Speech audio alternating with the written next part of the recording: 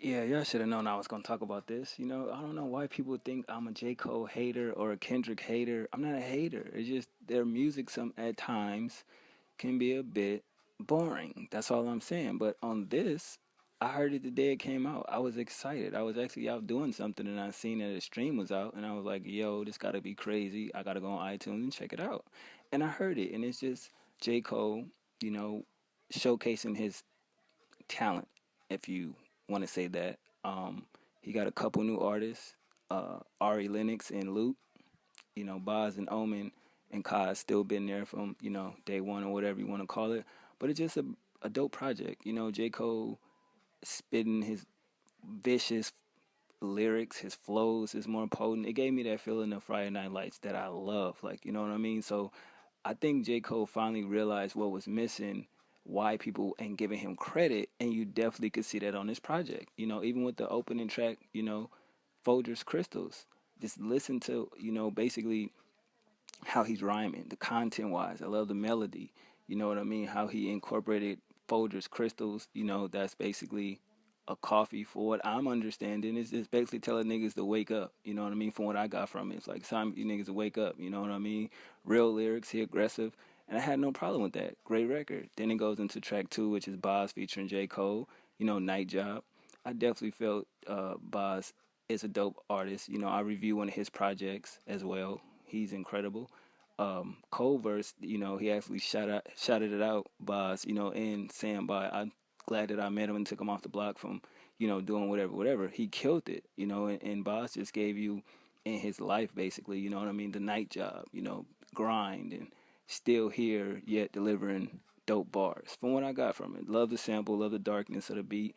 It was dope. And was it me or did you feel like the last few bars that J. Cole spit was a shot at Drake when he was asking about the features and shit like that? I don't know. That's just me being a spectator or whatever. But going into track three, Ari Lennox featuring Cos Backseat, I didn't like it. I thought that song was.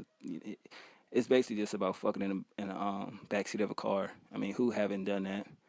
Shout out to my ex. We had some magical times in the backseat. Man, like but that's beside the point. Moving on to track four, J. Cole featuring Omen, Cage Birds, and you already know the content is just basically about how it feels to be in jail, and even if you out of jail, in the streets you still feel like a caged bird.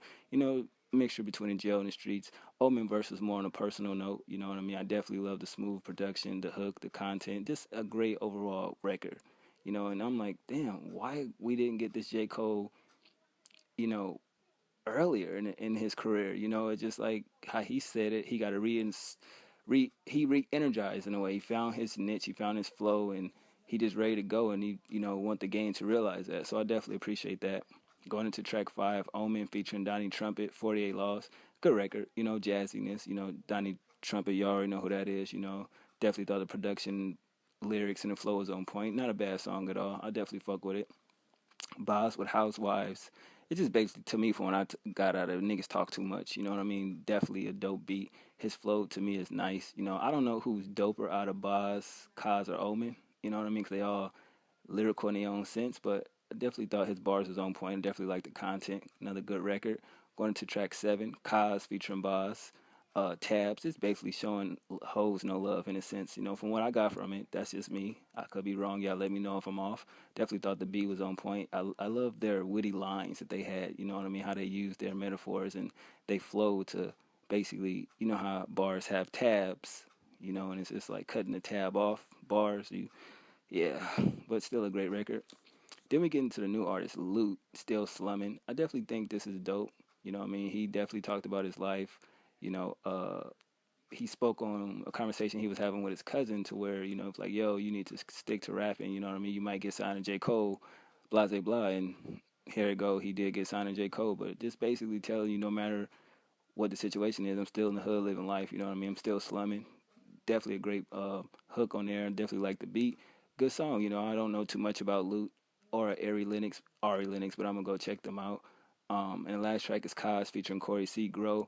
Basically a song that's about growing as a person mentally. That's what I got from it. Getting away from the bullshit that used to bring you down and tear you down as a person and mentally developing yourself in a more perspective to where people understand that, yo, older and I'm growing and maturing. Basically, that's what I got from it. But overall, this was definitely a great song. You know, I love the jazziness of the beat. I definitely agree with all of the lyrics, you know, and the hook wasn't bad as well. It was cool. But overall, you know, I gave this project 4.5 out of 5. You know, 8 out of 9 records are dope.